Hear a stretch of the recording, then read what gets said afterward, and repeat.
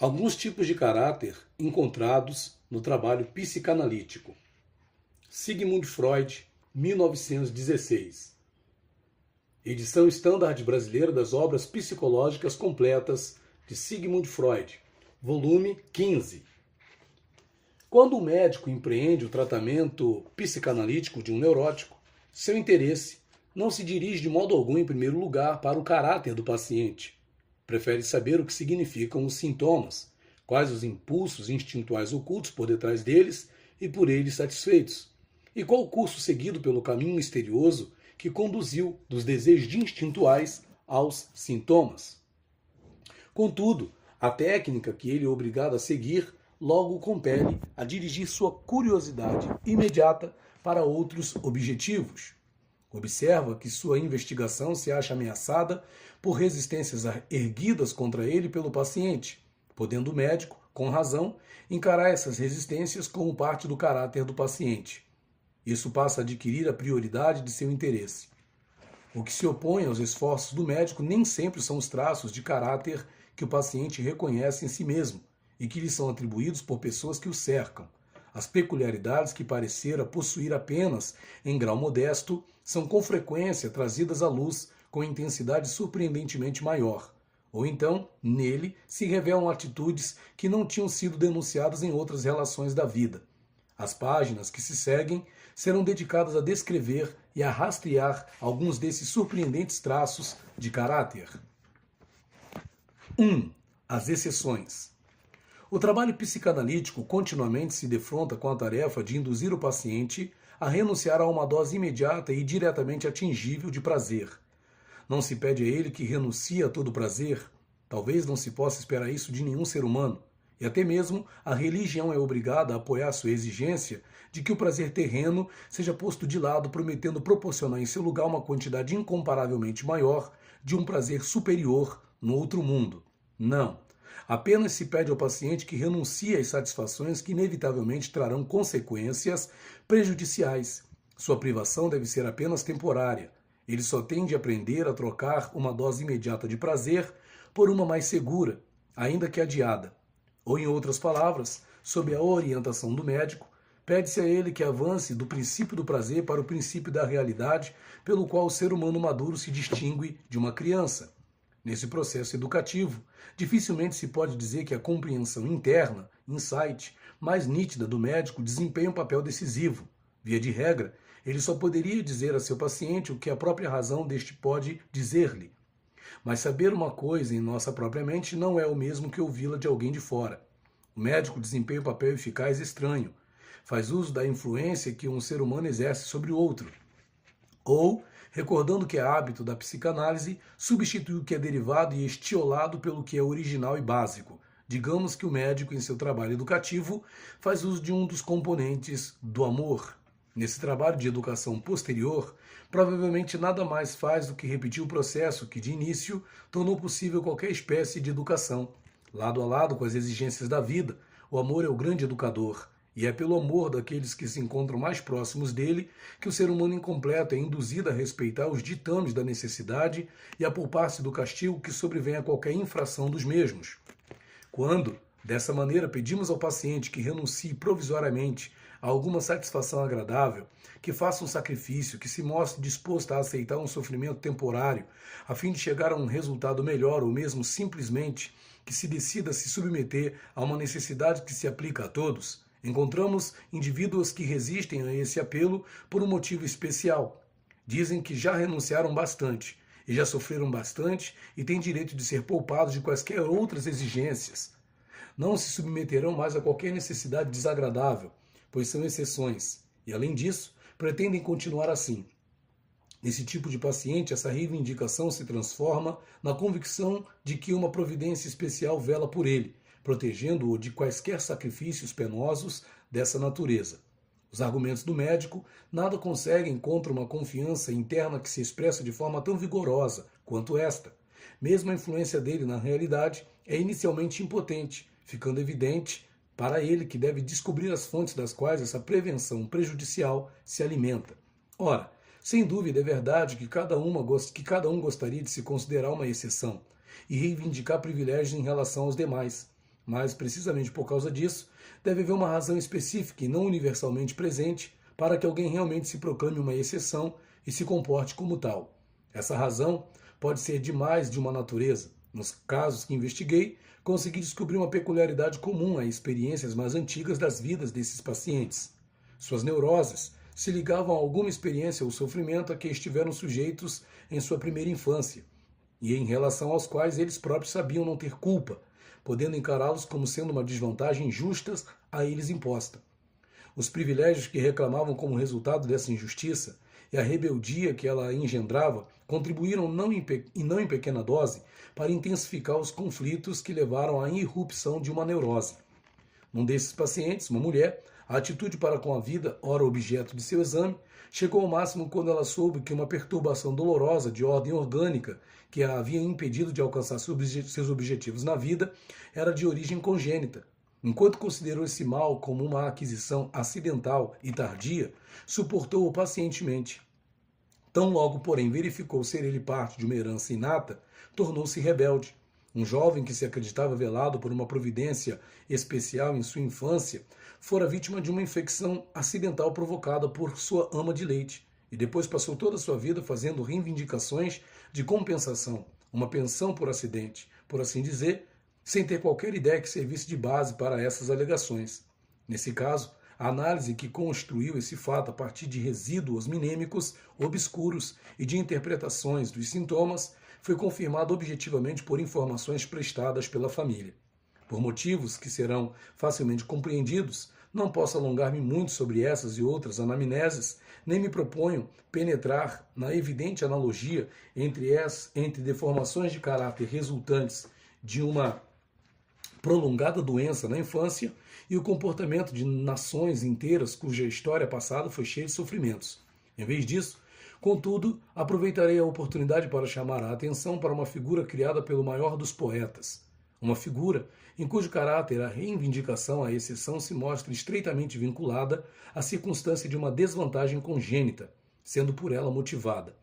No monólogo inicial de Ricardo III, de Shakespeare, Gloucester, que depois vem a ser rei, diz: "Mas eu, que não fui talhado para habilidades esportivas, nem para cortejar um espelho amoroso, que grosseiramente feito e sem a majestade do amor, para pavonear-me diante de uma ninfa de lascivos meneios, eu, privado dessa bela proporção, desprovido de todo encanto pela pérfida natureza, disforme, inacabado, enviado por ela antes do tempo para este mundo dos vivos, terminado pela metade, isso tão imperfeitamente fora de moda que os cães ladram para mim quando paro perto deles. E assim, já que não posso mostrar-me como amante para entreter estes belos dias da galanteria, resolvi importar-me como vilão e odiar os frívolos prazeres deste tempo. À primeira vista, essa investida talvez dê a impressão de não estar relacionada ao nosso presente tema. Ricardo parece nada dizer além de considero tediosos esses tempos frívolos e quero divertir-me. Como não posso desempenhar o papel de amante por causa da minha deformidade, serei o vilão. Conspirarei, assassinarei e farei tudo o que quiser. Essa motivação frívola só sufocaria qualquer sentimento de simpatia no auditório, se não fosse um pano de fundo para algo mais grave. Do contrário, a peça seria psicologicamente impossível, pois o escritor deve saber, como nos fornecer antecedentes secretos que despertem simpatia pelo seu herói, a fim de que possamos admirar sua ousadia e desembaraço sem protesto interior. E essa simpatia só pode basear-se na compreensão ou no sentimento de uma possível solidariedade interior em relação a ele.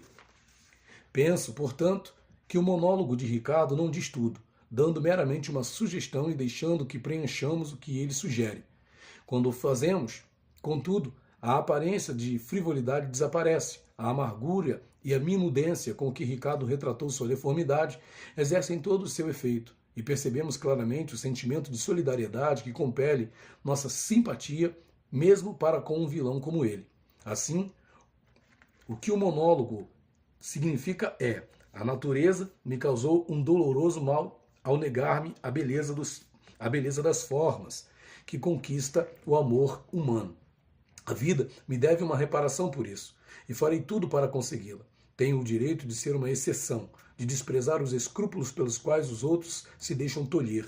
Posso fazer o mal, já que a mim foi feito mal. Agora sentimos que nós mesmos poderíamos ficar como Ricardo, que em pequena escala realmente já somos como ele. Ricardo é uma enorme ampliação de algo que encontramos em nós mesmos. Todos nós pensamos que temos motivo para repreender a natureza e o nosso destino por desvantagens congênitas e infantis. Todos exigimos reparação por antigos ferimentos ao nosso narcisismo, ao nosso amor próprio. Por que a natureza não nos deu os cachos dourados de Balder, ou a força de Siegfried, ou a expressão altaneira do gênio, ou o nobre perfil de aristocracia? Por que nascemos num lar de classe média e não num palácio real?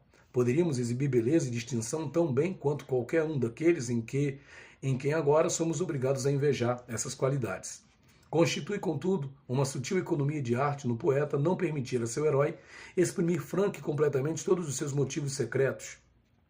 Por esse meio, obriga-nos a suplementá-los, ele ocupa nossa atividade intelectual, desvia-a da reflexão crítica e nos mantém firmemente identificados com seu herói.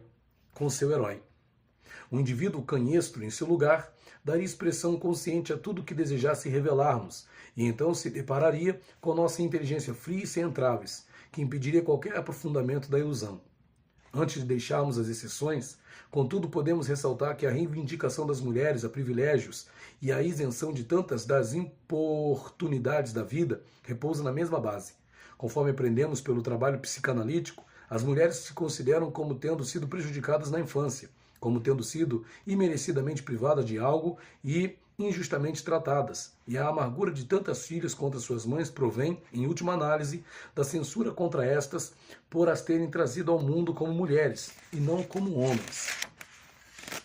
Segundo, os arruinados pelo êxito. O trabalho psicanalítico proporcionou-nos a tese segundo a qual as pessoas adoecem de neurose como resultado de frustração. Referimos-nos à frustração da satisfação de seus desejos libidinais, fazendo-se necessária uma digressão a fim de tornarmos a tese inteligível. Para que uma neurose seja gerada, deve haver um conflito entre os desejos libidinais de uma pessoa e a parte de sua personalidade que denominamos de ego, que é a expressão do seu instinto de autopreservação e que também abrange os ideais de sua personalidade. Um conflito patogênico dessa espécie só ocorre quando a libido tenta seguir caminhos e objetivos que o ego de há muito superou e condenou, e portanto proibiu para sempre. E isso a libido só faz se for privada da possibilidade de uma satisfação egocintônica ideal. Por isso, a frustração de uma satisfação real é a primeira condição para a geração de uma neurose, embora na verdade esteja longe de ser a única. Parece ainda mais surpreendente, na realidade atordoante, quando na qualidade de médico se faz a descoberta de que as pessoas ocasionalmente adoecem precisamente no momento em que um desejo profundamente enraizado e de há muito alimentado atinge a realização. Então, é como se elas não fossem capazes de tolerar sua felicidade, pois não pode haver dúvida de que existe uma ligação causal entre seu êxito e o fato de adoecerem. Tive oportunidade de obter uma compreensão interna, insight, da anamnese de uma mulher que me propõe descrever como algo típico dessas ocorrências trágicas. Era bem nascida e bem educada, no entanto, ainda muito jovem. Não pôde conter seu gosto de viver. Fugiu de casa e perambulou pelo mundo em busca de aventuras, até travar conhecimento com um pintor, que não só pôde apreciar seus encantos femininos, mas também captar, apesar de sua degradação, as qualidades mais requintadas que ela possuía. Levou-a para viver com ele e ela provou ser uma companheira fiel, parecendo apenas carecer de reabilitação social para alcançar uma felicidade completa. Após muitos anos de vida em comum, o pintor conseguiu fazer com que a família dele se reconciliasse com ela. Estava então preparado para torná-la sua esposa legítima. Foi nesse momento que ela começou a desmoronar. Descuidou da casa da qual agora estava prestes a tornar-se dona por direito, imaginou-se perseguida pelos parentes dele, que desejavam fazê-la parte da família, proibiu ao amante com seu ciúme insensato todo o contato social, prejudicou-o em seu trabalho artístico e logo sucumbiu a uma doença mental incurável. Em outra ocasião, defrontei-me com o caso de um respeitável senhor, professor universitário, que nutria havia muitos anos o desejo natural de ser o sucessor do mestre que o iniciara nos estudos. Quando esse professor mais antigo se aposentou e os colegas informaram ao pretendente que ele fora escolhido para substituí-lo, começou a hesitar. depreciou seus méritos, declarou-se indigno de preencher o cargo para o qual fora designado e caiu numa melancolia que o deixou incapaz de toda e qualquer atividade durante vários anos. Não obstante esses dois casos serem diferentes sob outros aspectos, existe uma concordância no seguinte ponto: a doença seguiu de perto a realização de um desejo e pôs termo a toda fruição do mesmo. A contradição entre tais experiências e a norma segundo a qual aquilo que induz a doença e a frustração não é insolúvel desaparecerá se estabelecemos uma distinção entre uma frustração externa e uma interna. Se o objeto no qual a libido pode encontrar sua satisfação está contido na realidade, isso constitui uma frustração externa. Em si, ela é inoperante, não patogênica, até que uma frustração interna se junte a ela. Esta última deve provir do ego e deve disputar o acesso da libido a outros objetos, estes que agora a libido procura apreender. Só então surge um conflito e a possibilidade de uma doença neurótica, isto é, de uma satisfação substitutiva alcançada indiretamente por meio do inconsciente reprimido. Por conseguinte, a frustração interna está potencialmente presente em todos os casos, só que não entra em ação até que a frustração externa real tenha preparado o terreno para ela.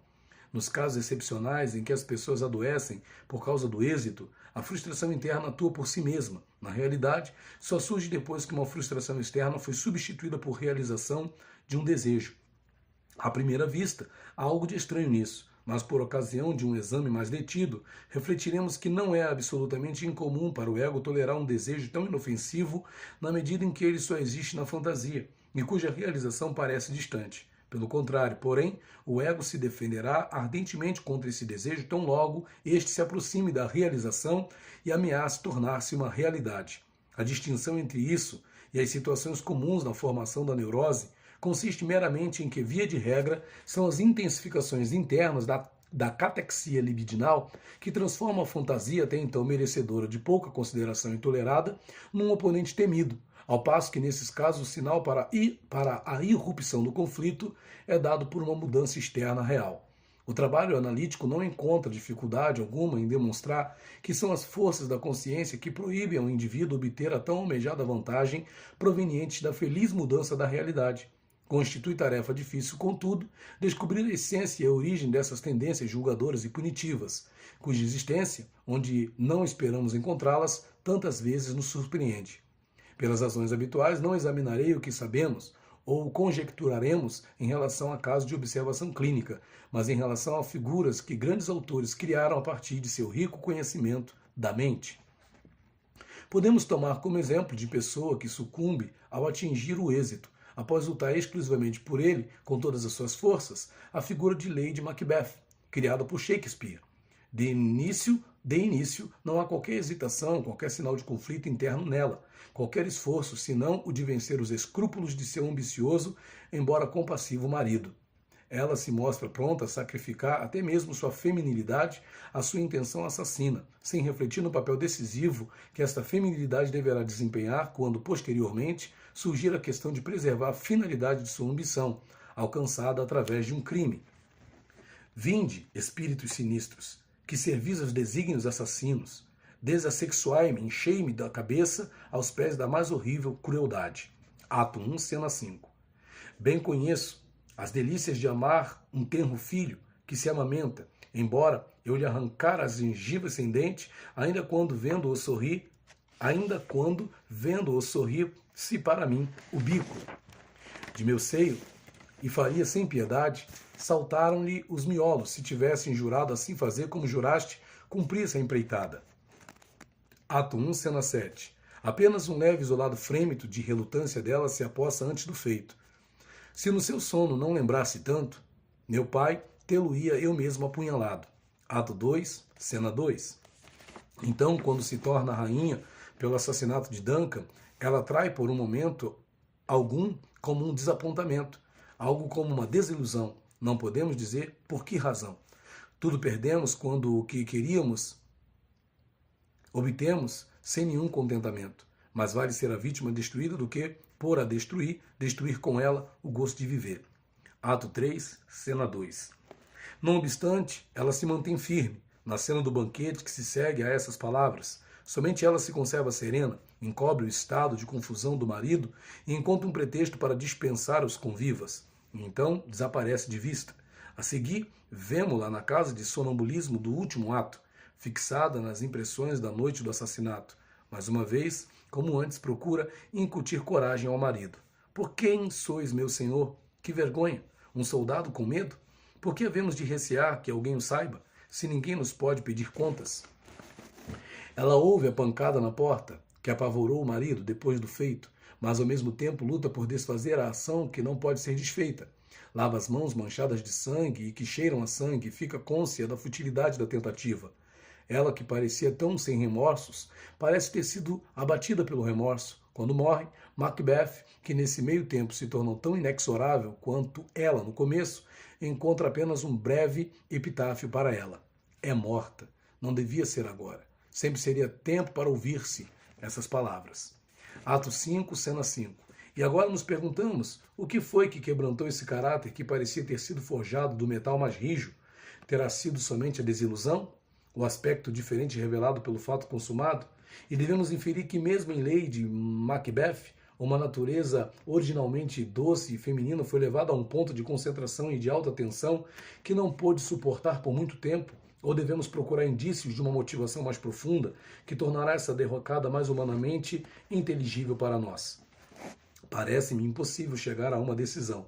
Macbeth, de Shakespeare, é uma pièce d'occasion, escrita para a ascensão de Jaime, até então rei da Escócia. O enredo foi feito de encomenda e já fora trabalhado por outros escritores contemporâneos, de cuja obra Shakespeare provavelmente se utilizou, como costumava fazer. Apresentava notáveis analogias com a situação real. A virginal Elizabeth, de quem se dizia que jamais fora capaz de ter filhos, e que certa vez se descrevera a si própria como um tronco estéril, numa angustiosa exclamação pela notícia do nascimento de Jaime, foi obrigada por essa mesma esterilidade a fazer do rei escocês seu sucessor. E ele era filho de Maria Stuart, cuja execução ela, embora relutantemente, ordenara. E que apesar do toldamento de suas relações por causa de preocupações políticas, era não obstante do seu sangue, podia ser chamada de sua hóspede. A ascensão de Jaime I foi como uma demonstração da maldição da esterilidade das bênçãos da geração contínua, e a ação do Macbeth, de Shakespeare, baseia-se nesse mesmo contraste. As bruxas asseguram a Macbeth que seria rei, mas Banquo prometeram que seus filhos herdariam a coroa. Macbeth se enfurece com esse ditame do destino, não fica contente com a satisfação de sua própria ambição, deseja fundar uma dinastia e não ter cometido assassinato em benefício de estranhos. Esse ponto será negligenciado se a peça de Shakespeare for considerada apenas como uma tragédia de ambição. É claro que Macbeth não pode viver para sempre, e assim existe apenas uma forma para que ele invalide a parte da profecia que lhe é desfavorável, a saber, ter ele mesmo filhos que possam sucedê-lo. E ele parece esperá-los de sua indomável esposa. Não concebes nunca, serão filhos varões. Tua alma indomável o pede assim. Ato 1, cena 7. E é igualmente claro que, se for desapontado nessa expectativa, deverá submeter-se ao destino. Do contrário, suas ações perdem toda finalidade e são transformadas na fúria cega de alguém condenado à destruição, que está resolvido a destruir de antemão tudo o que possa alcançar. Vemos Macbeth passar por este processo, e no clímax da tragédia ouvimos o grito lancinante de Macduff, que com tanta frequência é considerado ambíguo e que talvez possa conter a chave da mudança em Macbeth. Ele não tem filhos. Ato 4, cena 3. Não há dúvida de que isso significa somente porque ele próprio não tem filhos é que pôde assassinar meus filhos. No entanto, algo mais pode estar implícito nisso. E, acima de tudo, poderia pôr a nu o motivo mais profundo que não apenas força Macbeth. Não há dúvida de que isso significa somente porque ele próprio não tem filhos é que pôde assassinar meus filhos. No entanto, algo mais pode estar implícito nisso. E, acima de tudo, poderia pôr a nu o motivo mais profundo que não apenas força Macbeth a ir muito além de sua própria natureza, como também toca no único ponto fraco do caráter insensível de sua esposa. Se examinar toda a peça, a partir do clímax, assinalado pelas palavras de Macduff, ver-se-á que ela está repleta de referências à relação pai-filhos. O assassinato do bondoso Duncan não passa de parricídio, No caso de Banquo, Macbeth mata o pai enquanto o filho se lhe escapa. E no de Macduff, ele mata os filhos porque o pai fugira dele. Uma criança ensanguentada e a seguir uma coroada lhe são mostradas pelas bruxas na cena da aparição. A cabeça armada que é vista antes, sem dúvida, é o próprio Macbeth. Mas no segundo plano ergue-se a forma sinistra do Vingador, Macduff. Ele próprio, uma exceção às leis da geração, visto que não nasceu de sua mãe, mas foi arrancado de seu ventre. Seria um exemplo perfeito de justiça poética à maneira de Talião se a ausência de filhos de Macbeth e a infelicidade de sua lei fosse o castigo pelos seus crimes contra a santidade da geração. Se Macbeth não pudesse tornar-se pai porque roubara de um pai os filhos, e dos filhos um pai, e se Lady Macbeth sofresse o assexuamento que exigira dos espíritos do assassinato. Creio que a doença de Lady Macbeth, a transformação de sua impiedade em penitência, poderia ser explicada diretamente como uma reação à sua infecundidade, pela qual ela se convence de sua impotência contra os ditames da natureza, sendo ao mesmo tempo lembrada de que foi através de sua própria falta que seu crime foi roubado da melhor parte dos seus frutos.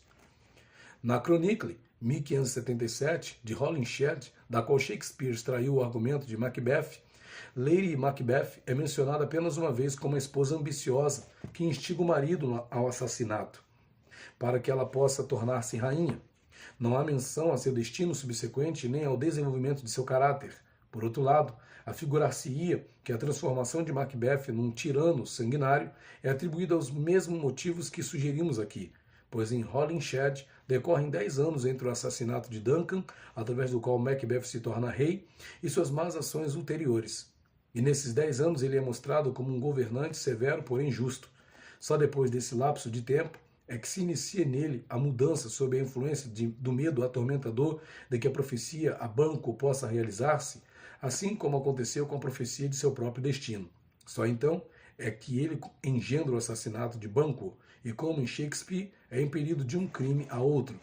Não é expressamente mencionado em Holinshed que foi a ausência de filhos que o impeliu a esses caminhos, mas se dá bastante tempo e espaço para esse motivo plausível. Isso não ocorre em Shakespeare. Os eventos nos chegam de roldão na tragédia, com pressa ofegante, de modo que, a julgar pelas declarações de suas personagens, o curso de sua ação abrange cerca de uma semana. Essa aceleração retira a base de todas as nossas interpretações dos motivos da mudança no caráter de Macbeth e no de sua esposa. Não há tempo para que um longo desapontamento quanto às suas esperanças de nascimento de filhos faça a mulher sucumbir e leve o homem a uma fúria desafiadora. E permanece a contradição de que, apesar de tantas inter-relações sutis no enredo, e entre estes a sua ocasião, apontarem para uma origem comum no tema da infecundidade, a economia de tempo na tragédia, não obstante, impede expressamente um desenvolvimento de caráter oriundo de quaisquer motivos que não sejam aqueles inerentes à própria ação. Quais, contudo, teriam sido os motivos que, num tão curto espaço de tempo, puderam transformar o homem hesitante e ambicioso num desinibido tirano e sua instigadora de coração empedernido numa mulher doente corroída pelo remorso? É, na minha opinião, impossível de adivinhar. Devemos, penso eu, abandonar toda e qualquer esperança de penetrar na tríplice camada de obscuridade em que se condensaram a má preservação do texto, a intenção desconhecida do dramaturgo e o propósito oculto da lenda. Mas eu não aprovaria a objeção de que investigações como estas são vãs, em face do poderoso efeito que a tragédia exerce sobre o espectador. O dramaturgo pode realmente, durante a representação, dominar-nos pela sua arte e paralisar nossos poderes de reflexão, mas não nos pode impedir de que, subsequentemente, tentemos aprender seu efeito mediante o estudo de seu mecanismo psicológico.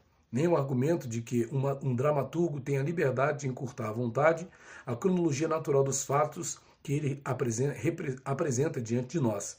Se pelo sacrifício da probabilidade comum ele puder realçar o efeito dramático, me parece pertinente nesse caso, pois tal sacrifício só se justifica quando meramente interfere na probabilidade, e não quando rompe a relação causal. Além disso, o efeito dramático dificilmente teria sido afetado se tivesse deixado a passagem do tempo indeterminada, em vez de ficar expressamente limitada a poucos dias. Fica-se tão pouco inclinado a abandonar um problema como o de Macbeth por considerá-lo insolúvel, que me aventurarei a apresentar um novo ponto, que talvez ofereça outra saída para a dificuldade. Ludwig Jacques, num recente estudo shakespeariano, pensa ter descoberto uma técnica particular do poeta, e isso poderia aplicar-se a Macbeth. Ele crê que Shakespeare muitas vezes divide um tipo em duas personagens, as quais, tomadas isoladamente, não são inteiramente compreensíveis e somente vêm a sê-lo quando reunidas mais uma vez numa unidade. Macbeth e Lady Macbeth poderiam estar nesse caso. Ainda sendo, seria destituído de fundamento considerá-la como um tipo independente e procurar os motivos de sua modificação sem considerar o Macbeth que a completa. Não seguirei mais essa pista. Não obstante, gostaria de ressaltar algo que confirme esse ponto de vista de maneira impressionante. Os germes do medo que irrompem Macbeth na noite do assassinato já não se desenvolvem nele, mas nela. É ele quem tem a alucinação do punhal antes do crime, mas é ela quem depois adoece de uma perturbação mental. É ele que, após o assassinato, ouve o grito na casa: "Não durmas mais!" Macbeth, de fato, trucida o sono. E assim, Macbeth não mais dormirá. Contudo, ouvimos dizer que ele dormiu, mas ao passo que a rainha, como vemos, ergue-se de seu leito e, falando enquanto dorme, traz sua culpa.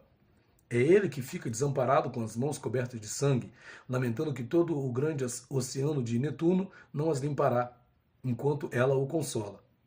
Um pouco de água nos limpa desta ação, mas depois é ela que lava as mãos durante um quarto de hora e não consegue livrar-se das manchas de sangue. Todas as essências da Arábia não purificarão esta mãozinha. Assim, o que ele temia em seus tormentos de consciência se realiza nela. Ela se torna toda remorso e ele todo desafio. Juntos esgotam as possibilidades de reação ao crime, como duas partes desunidas de uma individualidade psíquica, sendo possível que ambos tenham sido copiados de um protótipo único. Se formos incapazes de responder por que Lady Macbeth sucumbiu após seu êxito, talvez tenhamos uma oportunidade melhor passando à criação de outro grande dramaturgo, que muito parecia acompanhar com inflexível rigor problemas de responsabilidade psicológica. Rebecca Galvick, filha de uma parteira, foi educada por seu pai adotivo, Dr. West, para ser uma livre pensadora e para desprezar as restrições que uma moral fundamentada na crença religiosa procura impor aos desejos da vida. Após a morte do médico, ela encontra um emprego em Homer's Horn, o lar por muitas gerações de uma antiga família cujos membros desconhecem um riso e que sacrificaram a alegria ao rígido cumprimento do dever. Seus ocupantes são Johannes Hosmer, ex-pastor, e sua esposa inválida, a infecunda Beata. Dominada por uma paixão selvagem e incontrolável pelo amor de Hosmer, de alta linhagem, Rebecca resolve eliminar a esposa, que constitui um obstáculo para seus planos. Para tanto, faz uso da sua vontade impávida e livre, não restringida por quaisquer escrúpulos. Arquiteta um plano para que Beata leia um livro de medicina no qual a finalidade do casamento é representada como sendo a procriação, de modo que a pobre mulher começa a duvidar da razão de ser de seu próprio casamento. Rebecca então dá a entender que Hosmer, de cujos estudos e ideias ela partilha, está prestes a abandonar a velha fé e a aliar-se ao grupo dos esclarecidos. E após ter assim abalado a confiança da esposa na integridade moral do marido, finalmente lhe dá a entender que ela, Rebecca, logo abandonará a casa, a fim de ocultar as consequências de suas relações ilícitas com Hosmer. A trama criminosa é coroada de êxito. A pobre esposa, que passa por deprimida e irresponsável, atira-se da estrada ao lado do moinho no açude, dominada pelo sentimento de sua própria inutilidade e não mais desejando antepor-se entre seu amado marido e a felicidade dele. Por mais de um ano, Rebecca e Hosmer vivem sozinhos em Hosmer Hall, mantendo uma relação que ele deseja considerar como uma amizade puramente intelectual e ideal. Mas, quando essa relação começa a ser obscurecida de fora pela primeira sombra de bisbilhotice e quando, ao mesmo tempo, surgem em Hosmer dúvidas atormentadoras sobre os motivos que levaram a esposa por ter uma existência, ele suplica a Rebecca que seja sua segunda esposa, de modo a poder contrabalançar o passado infeliz com uma nova realidade viva. Ato 2. Por um momento, ela solta uma exclamação de alegria diante de sua proposta, mas logo depois declara que isso nunca poderá acontecer e que, se ele continuar a insistir, ela seguirá o mesmo caminho que Beata. Hosmer não consegue compreender essa rejeição, e muito menos nós, que conhecemos as ações e desígnios de Rebeca. Só podemos ter certeza de uma coisa, de que seu não é veemente. Como veio a acontecer que a aventureira dotada de vontade impávida e livre, que forjou implacavelmente seu caminho para a meta desejada, agora se recusa a colher o fruto do êxito quando este lhe é oferecido? Ela própria nos dá a explicação no quarto ato. Esta é a parte terrível de tudo isso, que agora, quando toda a felicidade da vida se acha ao meu alcance, meu coração esteja mudado e meu próprio passado dela me exclua. Isto é, neste meio tempo, ela se tornou um ser diferente, sua consciência despertou, ela adquiriu um sentimento de culpa que a priva da fruição. E o que lhe despertou a consciência? Ouçamos o que ela mesma tem a dizer, e consideraremos depois se podemos acreditar nela inteiramente. Foi a visão rosmeriana da vida, ou seja, como for sua visão da vida, que contaminou minha vontade e a tornou doente, escravizou-a a leis que antes não tinham qualquer poder sobre mim. Você, a vida com você, enobreceu minha mente. Essa influência, devemos ainda compreender, só se tornou efetiva a partir do momento em que ela pôde viver sozinha com Rosmer. Na quietude, na solidão, quando sem reserva você me revelou todos os seus pensamentos, todos os sentimentos ternos e delicados, exatamente como lhe vinham, então se operou a grande mudança em mim. Pouco antes disso, ela havia lamentado outro aspecto da mudança. Por que Rosmerholm minou minhas forças? Aqui minha antiga vontade indômita teve suas asas cortadas, ficou aleijada. Já se foi a época em que eu tinha coragem para tudo no mundo. Perdi o poder de ação, Rosmer. Rebeca faz essa declaração após ter se revelado uma criminosa, numa confissão voluntária a Rosmer e ao prior Kroll, irmão da mulher de quem se descarta. Ibsen deixa claro, por pequenos toques de magistral sutileza, que Rebeca, na realidade, não está dizendo mentiras, mas nunca é inteiramente honesta. Do mesmo modo que, apesar de toda a sua liberdade quanto a preconceitos, ela diminui sua idade de 1 ano, assim também sua confissão aos 2 homens é incompleta, e em decorrência de insistência de Kroll, é suplementada em alguns pontos importantes. Por isso, é-nos permitido supor que sua explicação de sua renúncia expõe um motivo apenas para ocultar outro. Por certo, não temos motivos para não acreditar nela quando declara que a atmosfera de Rosmerholm e sua ligação com o brioso Rosmer a enobreceram e a aleijaram. Aqui ela expressou que sabe o que sentiu, mas isso não é necessariamente tudo o que aconteceu dentro dela. Nem é preciso que ela tenha compreendido tudo o que ocorreu. A influência de Rosmer pode ter sido apenas um véu que ocultou outra influência atuante, e um notável indício aponta nessa outra direção. Mesmo após a confissão dela, Rosmer, na última conversa entre os dois, que encerra a peça, mais uma vez lhe suplica que seja sua esposa. Perdoa-lhe o crime que ela cometeu em nome do amor que sentia por ele. E agora ela não responde como devia.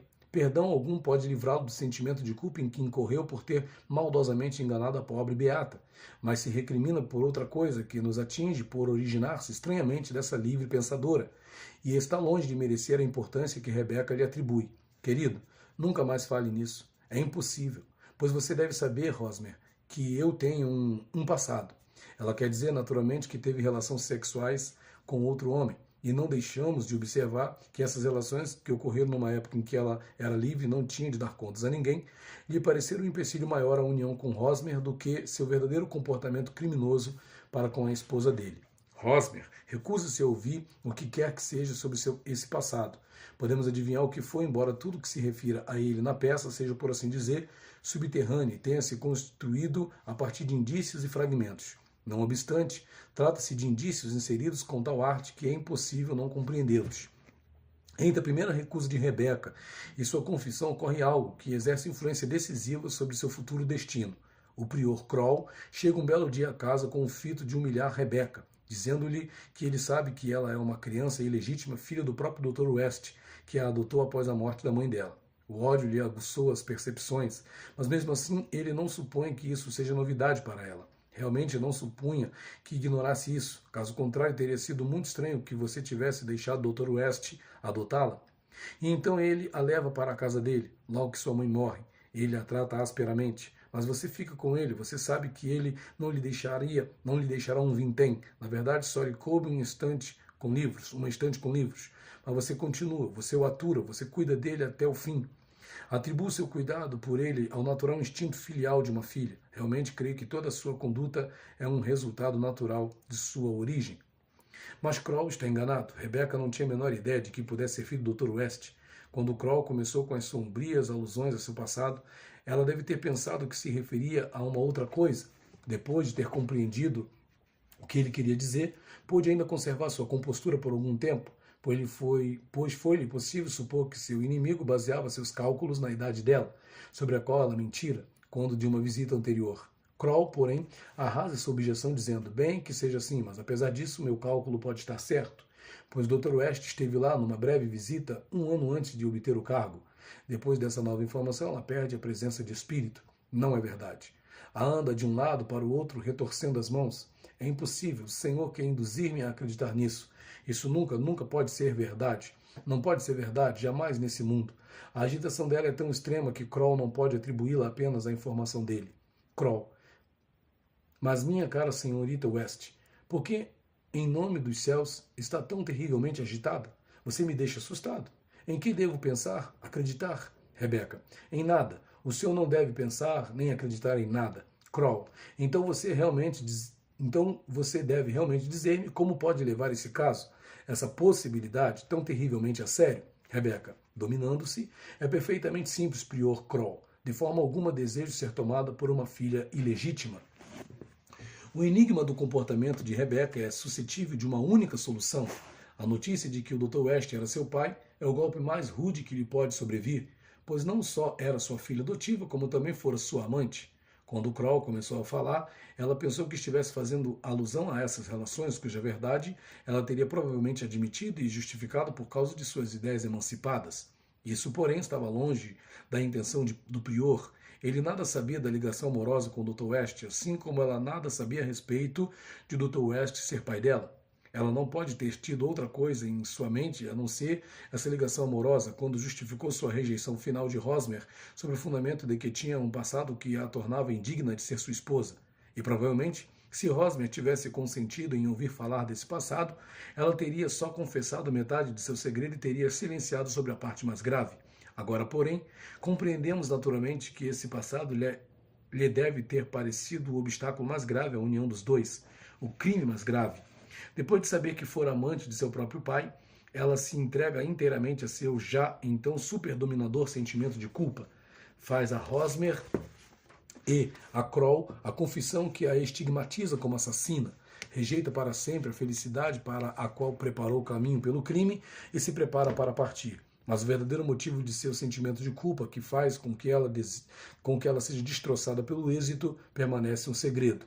Como vimos, é algo bem diverso da atmosfera de Homer's Home e da aprimorada influência de Hosmer.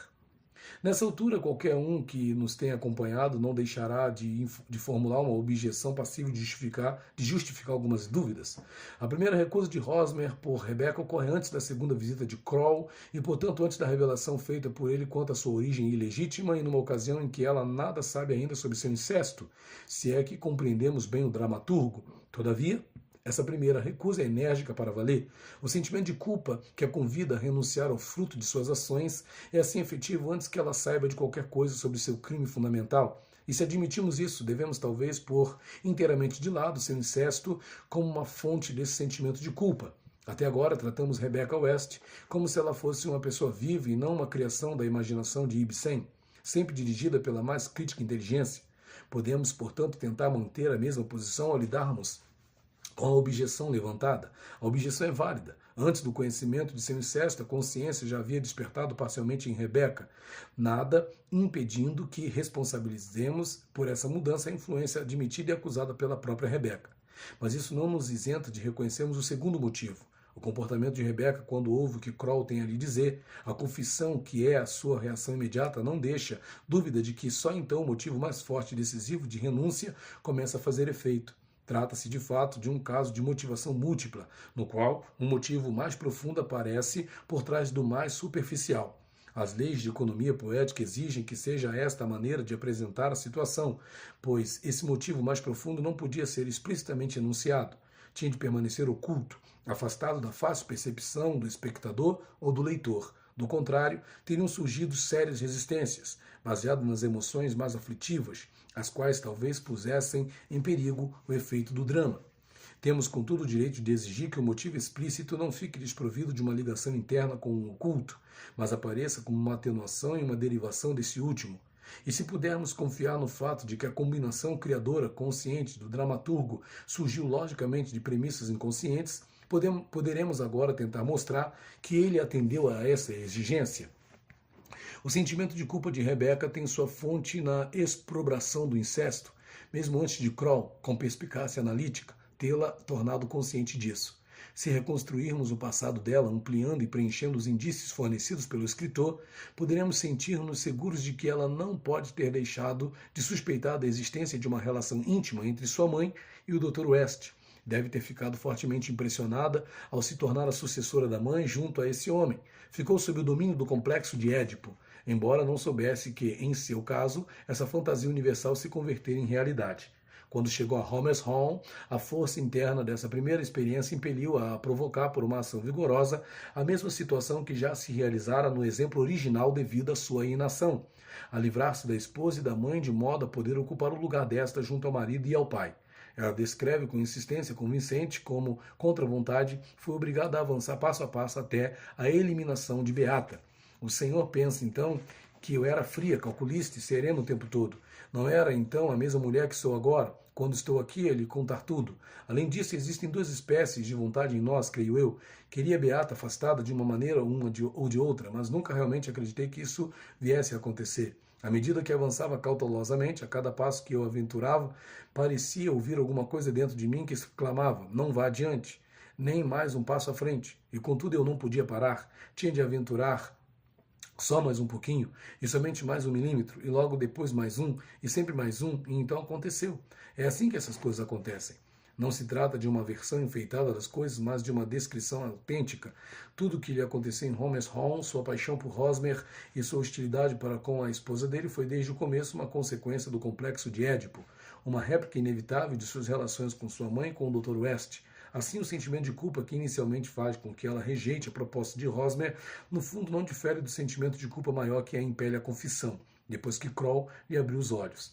Da mesma forma, porém, que sob a influência do Dr. West, ela se tornara uma livre pensadora e passara a menosprezar a moral religiosa. Assim também ela se transforma, por seu amor a Hosmer, num ser de consciência e nobreza. Ela chega a compreender esse aspecto dos processos mentais dentro de si, justificando-se assim ao descrever a influência de Hosmer como motivo de sua mudança, um motivo que se tornara acessível a ela. O clínico psicanalista sabe quão frequentemente ou quão invariavelmente uma moça que entra para o serviço de uma casa como criada, dama de companhia ou governanta, consciente ou inconscientemente, tece um devaneio oriundo do complexo de Édipo, no qual a dona da casa desaparece, vindo o dono a receber a recém-chegada como sua esposa no lugar da outra. Homer's Hall é a maior obra de arte desse tipo que aborda essa fantasia comum em moças. O que a transforma num drama trágico é a circunstância extra de que o devaneio da heroína tenha sido precedido na sua infância por uma realidade precisamente correspondente. Após essa longa digressão pela literatura, retornemos à experiência clínica, mas apenas para estabelecermos em poucas palavras a inteira concordância entre elas. O trabalho psicanalítico nos ensina que as forças da consciência que induzem a doença, em consequência do êxito, em vez de, como normalmente em consequência da frustração, se acham intimamente relacionadas com o complexo de Édipo. O trabalho psicanalítico nos ensina que as forças da consciência que induzem a doença, em consequência do êxito, em vez de, como normalmente em consequência da frustração, se acham intimamente relacionadas com o complexo de Édipo, a relação com o pai e a mãe, como talvez na realidade se ache o nosso sentimento de culpa em geral. Terceiro, criminosos em consequência de um sentimento de culpa. Ao me terem falado sobre sua juventude, normalmente antes da puberdade, pessoas que mais tarde frequentemente se tornaram muito respeitáveis, me informaram sobre ações proibidas que praticam naquele período, tais como furtos, fraudes e até mesmo incêndio voluntário. Eu tinha o hábito de me descartar dessas declarações com o comentário de que estamos familiarizados com a fraqueza das inibições morais daquele período de vida e não fazer qualquer tentativa para localizá-las em contexto mais importante. mas eventualmente foi levado a proceder a um estudo mais completo de tais incidentes por alguns casos gritantes e mais acessíveis nos quais as más ações eram cometidas enquanto os pacientes se encontravam sob meus cuidados, e já não eram tão jovens. O trabalho analítico trouxe então a surpreendente descoberta de que tais ações eram praticadas principalmente por serem proibidas e por sua execução acarretar para seu autor um alívio mental. Este sofria de um opressivo sentimento de culpa, cuja origem não conhecia, e após praticar uma ação má, essa opressão se atenuava. Seu sentimento de culpa estava pelo menos ligado a algo. Por mais paradoxal que isso possa parecer, devo sustentar que o sentimento de culpa se encontrava presente antes da ação má, não tendo surgido a partir dela, mas inversamente. A iniquidade decorreu do sentimento de culpa. Essas pessoas podem ser apropriadamente descritas como criminosas em consequência do sentimento de culpa. A preexistência do sentimento de culpa fora naturalmente demonstrada por todo um conjunto de outras manifestações e efeitos. O trabalho científico, porém, não se satisfaz com o estabelecimento de um fato curioso. Existem ainda duas outras perguntas a responder. Qual a origem desse obscuro sentimento de culpa antes da ação? É provável que essa espécie de causação desempenhe um papel considerável no crime humano? Um exame da primeira questão mantinha a promessa de nos trazer informações sobre a fonte do sentimento de culpa da humanidade em geral. O resultado invariável do trabalho analítico era demonstrar que esse obscuro sentimento de culpa provinha do complexo de Édipo e constituía uma reação às duas grandes intenções criminosas de matar o pai e de ter relações sexuais com a mãe. Em comparação com esses dois, os crimes perpetrados com o propósito de fixar o sentimento de culpa em alguma coisa vinham como um alívio para os sofredores. Nesse sentido, devemos lembrar que o parricídio e o incesto com a mãe são os dois grandes crimes humanos, os únicos que, como tais, são perseguidos e execrados nas comunidades primitivas. Também devemos lembrar como outras investigações nos aproximaram da hipótese segundo a qual a consciência da humanidade, que agora aparece como uma força mental herdada, foi adquirida em relação ao complexo de Édipo. Para responder à segunda pergunta, devemos ir além do âmbito do trabalho psicanalítico. No tocante às crianças, é fácil observar que muitas vezes são propositadamente travessas para provarem um castigo e ficam quietas e contentes depois de terem sido punidas. Frequentemente, a investigação analítica posterior pôde situar-nos na trilha do sentimento de culpa que as induziu a procurarem punição. Entre criminosos adultos devemos, sem dúvida, excetuar aqueles que praticam crimes sem qualquer sentimento de culpa, que ou não desenvolveram quaisquer inibições morais ou em seu conflito com a sociedade. Consideram sua ação justificada, contudo, no tocante à maioria dos outros criminosos, aqueles para os quais medidas punitivas são realmente criadas, tal motivação para o crime poderia muito bem ser levada em consideração. Ela poderia lançar luz sobre alguns pontos obscuros da psicologia do criminoso e oferecer punição com uma nova base psicológica. Um amigo chamou a minha atenção para o fato de que o criminoso, em consequência de um sentimento de culpa, também já era do conhecimento de Nietzsche. A preexistência do sentimento de culpa e a utilização de uma ação a fim de racionalizar esse sentimento cintilam diante de nós nas máximas de Zaratustra sobre o criminoso pálido. Deixemos para uma futura pesquisa a decisão quanto ao número de criminosos que devem ser incluídos entre esses pálidos. Obrigado pela atenção.